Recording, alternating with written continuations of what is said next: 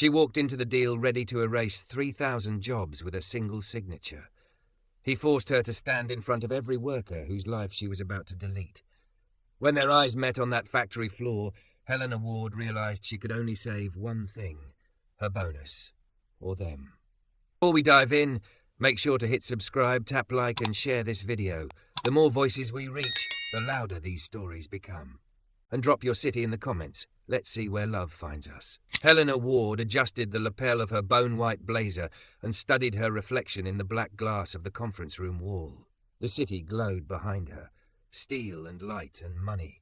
Her curves were impossible to miss, even under the sharp tailoring. Thick hips hugged by a pencil skirt, a soft waist cinched tight, the kind of full chest that made weak men lose eye contact no matter how expensive their suits were. Weak men were useful. Distracted men were easier to beat. She smoothed a stray honey-blonde strand back into her bun, turned and checked the screen one more time. The coal logistics deck waited, bar charts bleeding red, a highlighted line reading Algorithm Acquisition Opportunity, a neat summary of 3,000 redundant employees and the severance packages designed to quiet them. Just business. Her watch buzzed once. 9:58. 2 minutes. She moved to the head of the table, heels clicking against polished concrete, and placed both hands on the glass surface. The familiar stillness washed over her, the one that always came right before she went for the throat in a deal. No nerves, no guilt, just the work. The door opened. The man who stepped in didn't look like every other founder she'd eaten alive. Not even close. Tall, shoulders that filled out a navy suit like it had been poured onto him. Deep brown skin, warm even under the cold conference lights. Close-cropped hair, a neatly trimmed beard that framed a mouth set in a calm, stubborn line. His eyes swept the room once unhurried, landing on her and holding. For half a second, Lena forgot to breathe. "Miss Ward," he said, voice low and steady. "Marcus Cole." He didn't look at her curves first. He went straight to her eyes. That irritated her more than the alternative. "Mr. Cole." She extended her hand. Her nails were short, pale pink, expensive. "Thank you for coming in." His hand was big, warm, calloused in a way that didn't fit the founder stereotype. The handshake was firm without being aggressive, solid, grounding in a way she didn't ask for. He released her first. "Long morning?" he asked, glancing at the coffee she'd forgotten on the credenza. "Long year," she said. "Please, sit." He took the chair opposite her. The table between them gleamed, reflecting his broad chest, the fine wrinkles at the corners of his eyes, the flicker of something wary but unbroken. She clicked the remote. The first slide lit up. "Let's be direct," Lena said. Direct always kept feelings at a distance. "Your company is overleveraged. Your cash runway is 6 months at best. Your algorithm is valuable. Your physical network is not. My firm acquires the algorithm, takes controlling interest, and winds down your least profitable branches. You walk away with enough capital to build something new." She spoke in the clean, sharp cadence she'd perfected over years, facts like blades. He didn't look at the screen. He watched her instead, as if trying to locate the person behind the polished kill shot. She resisted the urge to shift under his gaze. "How many branches?" he asked. 8, she replied. "The lowest performing. We'd keep the hubs and key routes." "And people?" His voice didn't change, but the air around the word did. 3,000, give or take. She tapped the slide. "With generous severance, outplacement support. We're not monsters, Mr. Cole. We're efficient." 3,000 families, he said quietly. She had a comeback ready, something about adaptation, markets, resilience. But his eyes dropped to the table for a heartbeat, and she caught the smallest twitch of his jaw, the kind that said this wasn't theoretical for him. He reached into his worn leather portfolio, pulled out a folder, and slid a photo across the glass toward her. It was printed on regular paper, not glossy. A distribution centre, fluorescent lights casting a hazy glow over rows of pallets. Men and women in reflective vests, laughing near a forklift. In the foreground, a woman with silver at her temples, hands on her hips, grin wide and unapologetic. On one of the pallets behind her, a little boy sat with a slightly too big hard hat, cheeks rounded, beaming at the camera. Lena's fingers hovered above the photo, then rested on the edge without picking it up. "My mother ran that floor for 22 years, Marcus said. She retired last spring. That kid is my nephew. His mom works the night shift there now." His eyes lifted and pinned her. "That's one of your unprofitable branches." There it was, the angle. They always tried something. "Personal attachment clouds judgment," she said, letting the steel in her voice wrap around the words. "I understand history, but history doesn't pay your lenders." "You think this is about nostalgia?" He sat back, stretching his long legs under the table. "It's about what this company is. That floor raised me, fed me. Those people believed in me enough to trust a kid who liked math more than sleep. I didn't build an algorithm to be stripped out and used while they get tossed away like broken pallets." "It's not that simple." "It's exactly that simple," he said. "You just don't want it to be." Something hot flashed under her sternum. Annoyance, she told herself. Nothing more. He slid another document toward her. This one was crisp, heavy paper, the kind of term sheet her firm would usually send, not receive. "You keep controlling interest," Marcus said. "You get the algorithm. In return, you commit to keeping those branches open for 18 months. You fund retraining programs and redeploy at least 60% of staff to other roles or partner companies.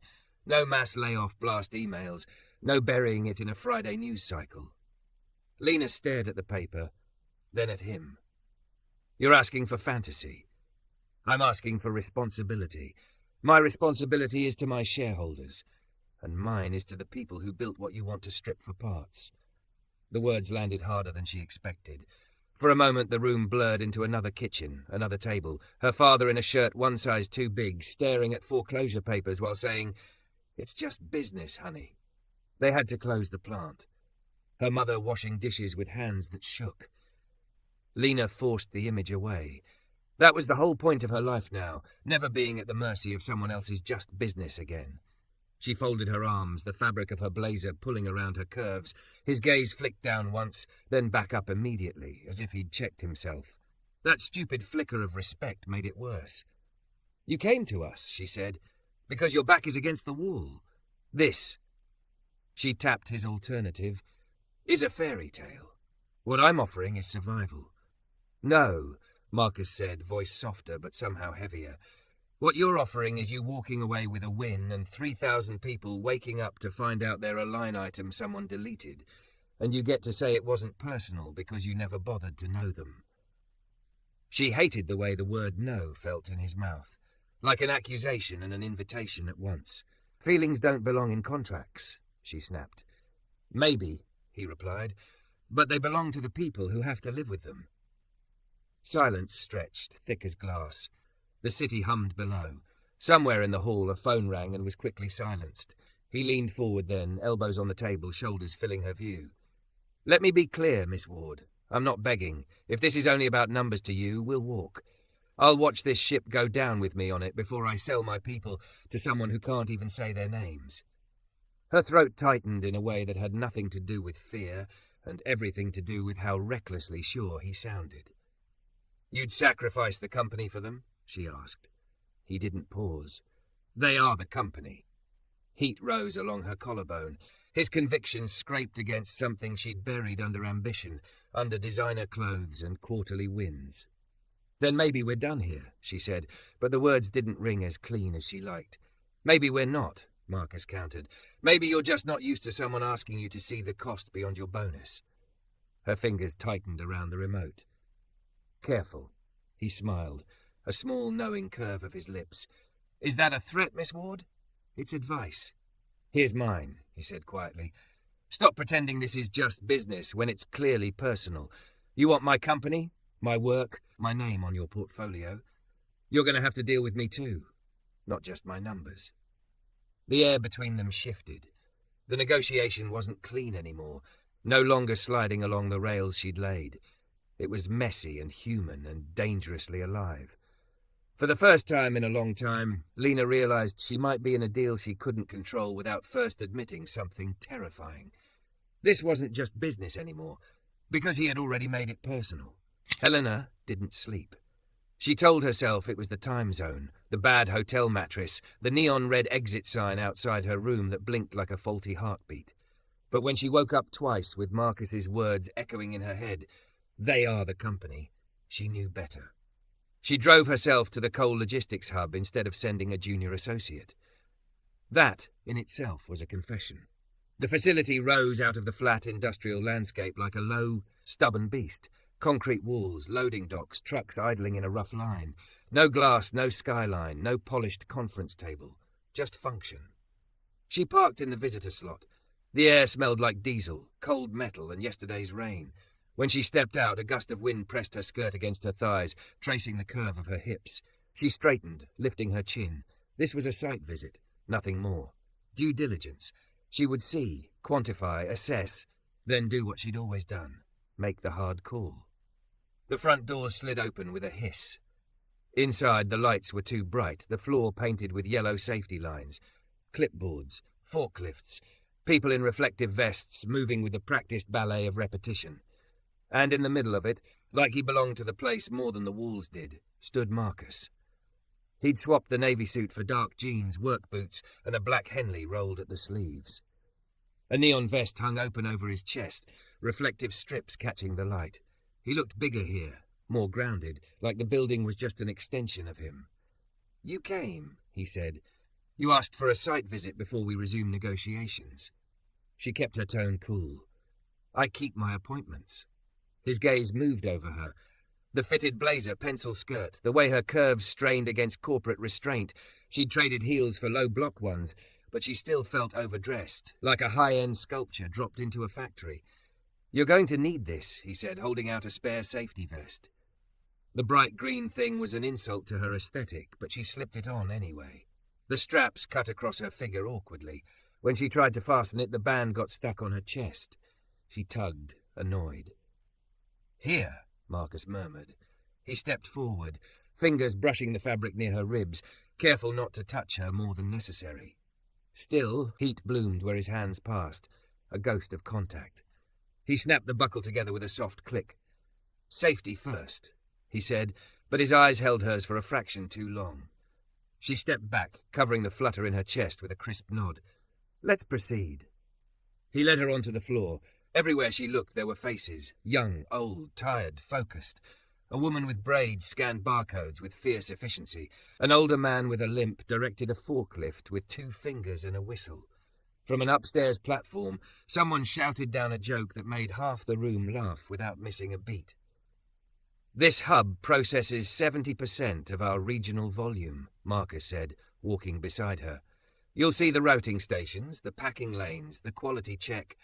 You won't see the extra unpaid hours people put in when a storm backs up the highways, or when a vendor screws up inbound labeling and they stay late to re-tag everything so customers never notice. That's operations risk," she said automatically. "Not unique to you." "Maybe not." His mouth tilted. "But for us it has names." They passed a woman in her 50s, silver threading her curls, shouting instructions in Spanish and English both. She spotted Marcus and waved. "Marcus, you're bringing us another audit," she called. Something like that. He slowed. "Lena, this is Carmen. She's run the morning shift here for 10 years. Carmen wiped her hands on her vest and offered one to Helena without hesitation. Her palm was rough, grip firm. "You're the fancy buyer?" Carmen asked, eyes bright. "We heard." Helena's instinct was to correct the term. Investor, not buyer. But the word stuck in her throat under that open stare. "I represent a firm that's considering acquiring certain assets," she said carefully. Carmen grinned. "I just know the trucks have to keep rolling. My people like to eat. My grandson likes his sneakers. That means I like my paycheck." She laughed, but there was steel under it. "You let him keep us, okay?" She jerked her chin at Marcus. "He's a pain, but he's our pain." Helena forced a smile. "We're exploring options." "Options," Carmen repeated, as if tasting it. "Okay. You let us know when one of those options includes straight answers." She moved off, barking orders again. The line swallowed her up. Helena exhaled slowly. "You set that up." "I didn't have to," Marcus said. "They talk. They hear things. They know something's wrong." They reached a staircase. Marcus gestured upward. "Come on." Upstairs the noise softened.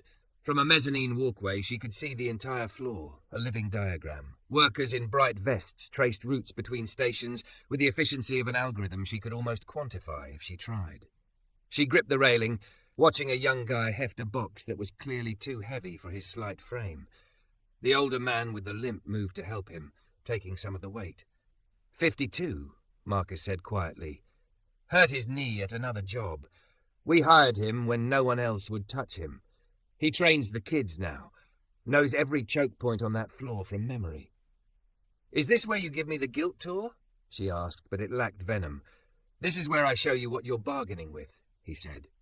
"Not concepts, not redundancy projections. People. If you still want to sign the same deal after seeing this, at least you'll know exactly what you're doing." She hated how reasonable that sounded. "Why does it matter to you this much?" she asked, eyes still on the floor. "You're the founder. You could walk away rich either way." "Because they didn't get to walk away when my decisions were wrong," he said. "When I overextended, when I bet too hard on growth. They stayed, shouldered it with me. I'm not going to turn around and throw them into a storm so my personal landing is softer." The confession slipped out of her before she could stop it. "My father worked at a plant like this." Marcus turned his head, surprised. "They shut it down when I was 16, she went on, staring straight ahead. "New owners came in, stripped out what they wanted, closed 3 facilities in 1 quarter. We got a letter and a box to pack his locker in. No visit, no explanation beyond a press release. Restructuring to improve shareholder value. We almost lost the house." His eyes softened. "I'm sorry." She shrugged, armor snapping back in place. "I decided I'd be on the side that writes the letters, not receives them." "And how's that working out?" he asked gently. "It's made me very successful." He didn't look impressed by that word. It irritated her. "You know what the difference is between those owners and you?" he asked. "I'm better at my job," she said. "You're here," he countered. "You showed up. They didn't. They hid behind signatures and statements. You put on the vest and walked the floor." He paused.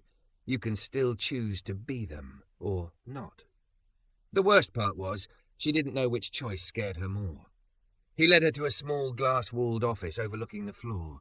On the desk sat a chipped mug, a photo of a younger Marcus with braces and 2 long limbs, standing beside a woman who could only be his mother. Same eyes, same stubborn chin. "She used to work double shifts," he said, watching her see it. "I'd do homework on that couch." He pointed to a sagging piece of furniture in the corner. "Dreamed about getting her out of here one day. Bought her a little house when we landed our first big contract. She still comes in every Thursday just to check on my mess." Something in Helena softened, then immediately tried to harden again. "This is all very moving," she said quietly, "but it doesn't change the numbers." "Maybe not," he said, "but it changes what they mean." He stepped closer, close enough that she could smell him, soap, coffee, a hint of machine oil from the floor. His presence filled the small room. "You keep saying this is just business, Lena," he murmured. "I don't believe you. Not after what you just told me. Not after you came here yourself." Her pulse kicked, traitorously. "You don't know anything about me." He tilted his head, eyes searching her face. "I know you're not as cold as you pretend to be." The words slid under her defenses like a key. A crackling sound cut through the moment. An old intercom unit on the wall buzzed, then popped. "Marcus," a voice said. Carmen's, slightly distorted. "Your people are gathered in Bay 3 like you asked. You bringing your guest? They want to hear from you both." Helena's stomach dipped. "Hear what?" "I told them corporate is considering changes," he said. "They know something's coming. I'm not lying to them." "You didn't say I'd be speaking," she snapped. "I didn't say you wouldn't." His gaze was level. "They deserve to see the person deciding their future, not just your signature." Her throat went dry. Boardrooms were easy. Investors, hostile takeovers, arbitration. She'd handled them all. A room full of people whose lives she might upend just by doing her job. That was different. "I don't do town hall performances," she said. "That's not part of the process." "Maybe it should be," Marcus replied. If you're going to make it personal for them, at least have the courage, at least stand in front of their faces when you do." He opened the door and stepped aside, waiting. Downstairs she could already hear the low murmur of a crowd gathering, the shuffle of boots, the nervous coughs. For the first time in her career, Helena Ward realized that the numbers she moved had eyes, voices, questions, and in a few seconds they'd all be staring at her. Bay 3 looked like a makeshift auditorium. Someone had cleared a space between 2 loading docks. Pallets formed crude benches. About 100 workers clustered there, vests, hoodies, work boots, wary eyes. A few kids sat on their parents' laps, swinging their legs. The air hummed with whispered speculation. Helena's heels clicked as she and Marcus approached. The sound felt wrong here, too sharp against scuffed concrete. Carmen stood near the front with a clipboard, silver curls pulled back with a bandana. She clapped her hands once. "Okay, listen up," she called. The murmurs died down. "This is Marcus, you know him, and this is Miss Ward. She's the one from the firm looking at buying stuff." She waved a hand. "They're going to talk. You're going to listen. Then you're going to ask questions if you've got them. Right, Marcus?" "Right," he said. He stepped forward, hands in his pockets, shoulders loose but voice steady. "You all know we've had a rough year," he began. "Fuel costs, supply chain failures, one too many bets that didn't pay off. That's on me. I stretched us too far. To fix that, I brought in people with more money and experience than I have." His eyes skimmed the crowd, then found Helena. "Miss Ward represents one of those partners," he continued. "Nothing's final. No decisions have been signed. But if they decide to invest, things will change. I asked her to come see you, to stand here, not just in an office, while we talk about what that might mean." Every gaze swung to her. Helena felt the weight of it, dozens of lives pressing against her skin. She'd spoken in rooms like this before, but always to reassure, to soothe, after decisions had already been made. She'd never stood in front of people before the axe fell, while she still had a choice. Marcus turned to her, giving a small nod. "Your turn." Her mouth went dry. She inhaled, the way she did before presenting to a hostile board, and stepped forward. The safety vest cut across her curves, bright and ridiculous. "I'm Helena Ward," she said. Her voice echoed off the concrete. "I work for a firm that invests in companies like this one. Usually when we come in, it's because someone believes we can help keep the business from collapsing." A man in the back snorted softly. She heard it like a gunshot. "I'm not going to lie to you," she went on. "When I looked at the numbers, my recommendation was to buy the technology, reorganize the company, and close some of your branches." It was like dropping a stone in water. The ripples were immediate. Murmurs, curses under the breath, someone's sharp intake of air. A younger woman near the front gripped the hand of the little boy on her lap. "So people lose their jobs," the woman said. Her accent was thick with local vowels. "That's what reorganize means, right?" "Yes," Helena said. "No euphemisms, not here. That's what it usually means." "Usually," someone echoed bitterly. Another voice spoke, older, gravelly. The man with the limp stepped forward, cap in his hands. "How many?" She could have rounded, softened. She didn't. "Up to 3,000, she said quietly. "Across all branches, including this one." Silence dropped like a curtain. The little boy on the woman's lap frowned, confused. "Mama?" "It's okay, baby," she whispered automatically. Though her eyes weren't on him, they were locked on Helena. "So we're just lines on a paper," the older man said, fingers twisting the cap. "You come in, fix your spreadsheet by cutting us out, and walk away. Better off." Helena felt Marcus watching her, waiting to see who she'd be. She thought of her father again, sitting at that kitchen table, shoulders slumped in his work shirt. No one had ever stood in front of him and said, "Yes, I chose this." They'd hidden behind letters and statements. She drew in a breath, feeling it scrape her lungs. "That's what I've done before," she said. "That's what people like me are usually hired to do." A murmur rolled through the crowd. Anger, resignation, fear she wasn't finished. "But I came here today," she continued, "and I watched you work. I saw the way you moved together. I met Carmen. I saw the man who trains the younger guys, even though his knee is shot. I saw the face of a boy who reminds me of my own childhood." She paused. The boy blinked at her, eyes wide. "My father worked in a plant," she said.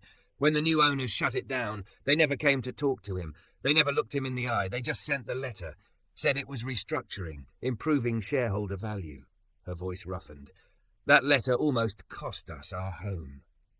A different kind of silence settled, listening, not just waiting. "I told myself I'd get to the other side of the table," she said. "That I'd be the one making decisions, not suffering from them. I got there." She exhaled. "But standing here, looking at you, I know that if I walk out and sign the deal the way it's written now, I become the same shadow that hurt my family. I can't pretend I don't know what that feels like anymore." She looked at Marcus. His expression was unreadable, but his eyes were warm. I can't promise you there will be no changes, Helena said, turning back to the crowd. I'd be lying, but I can promise you this. If my firm moves forward, I'm going to fight for a different kind of deal. One that keeps these branches open longer, that funds retraining and redeployment, that doesn't treat you like damage to be hidden in a quarterly report. The young mother lifted her chin. And if your firm says no, then they'll have to do it without me, Helena said. The words surprised her even as she spoke them, but the second they left her mouth, she knew they were true. Because if I sign off on 3,000 people losing their livelihoods without trying to protect them, I won't be able to look at myself, or at you. Someone whistled softly. Carmen folded her arms, nodding once. So you're saying you're on our side now? Another worker called. A man in his 20s, tattoos peeking from under his sleeves. I'm saying I'm not against you anymore, Helena answered, and that I'm willing to risk some of my comfort to prove it. Marcus stepped forward then, standing beside her, shoulders almost brushing. You all know me, he said. You know I don't sugarcoat. We're in trouble. But this, he nodded toward Helena, is the first time someone from her world has stood here and said they're willing to bleed with us. He looked at her, something like gratitude and something more tangled up in his gaze. If she walks, he told his people, we might lose our best shot at staying open at all. So I'm going to work with her to make this as fair as possible. I can't promise outcomes, but I can promise you this. No one will disappear on you. Not her. Not me. A hand went up. The older man with the limp. If it works, he said, what does that look like for us? Helena answered before Marcus could. It looks like 18 months of guaranteed operations here, she said, thinking of the revised term sheet Marcus had offered. It looks like paid training in other roles, logistics planning, data entry, maintenance, that we will either place within the company or with partner firms. It looks like no one finds out they're out of a job from a headline. Tension eased, just a little. Not gone. Fear like that doesn't vanish on reassurance alone, but a small thread of hope had been woven through it. The questions went on for nearly an hour. Some were practical. Severance, schedules, benefits. Others were sharp and skeptical. Helena answered what she could, admitted what she couldn't, and every time she said, I don't know yet, she meant it like a promise to find out. By the time the crowd dispersed, the air felt lighter and heavier at once. Back in the quiet of the glass-walled office upstairs, Helena sagged against the desk, suddenly exhausted. The adrenaline that had kept her upright drained away. You did good, Marcus said softly. I was honest, she replied. That's not the same as good. Not yet. He studied her for a moment. You just told 100 people you'd walk away from a multi-million-dollar deal rather than throw them under a bus. That's not nothing. My partners are going to hate me, she muttered. Maybe. His mouth curved. Or maybe they'll realize that a company with a loyal workforce and a leader who can stand in front of a crowd and tell the truth is worth more than a patch of code they could steal from you later. She snorted. That's an optimistic view. It's a long view, he said, the only one that makes sense to me. Silence stretched between them, humming with more than numbers now. She was acutely aware of his closeness, the breadth of his shoulders, the way his presence seemed to steady the room. You changed the terms, she said finally. You changed first, he countered. You showed up. She looked down at the gaudy vest, tracing the edge of the buckle with her thumb. I don't know how to do this any other way than ruthless. Maybe it isn't about being less ruthless, he suggested. Maybe it's about being ruthless for something different. Her gaze lifted slowly to meet his. Like what? He held her eyes, like people, like the girl you used to be, sitting at a kitchen table staring at a letter from strangers. Her chest tightened. You really don't pull your punches, do you? Only when it comes to myself, he said quietly. I pulled too many before. That's why we're here. They stood there, all the unsaid things settling between them like new terms in a contract neither had drafted, but both were bound by now. What happens next? She asked. You go back to your partners, he said. You tear up the old deal. You pitch them something harder, messier, more expensive, and more human. You tie your own compensation to retention targets if you have to. His eyes softened. You keep making it personal. And you, she asked. I keep this place running long enough to make whatever you fight for worth it. He smiled, the first unguarded one she'd seen. It made him unfairly handsome.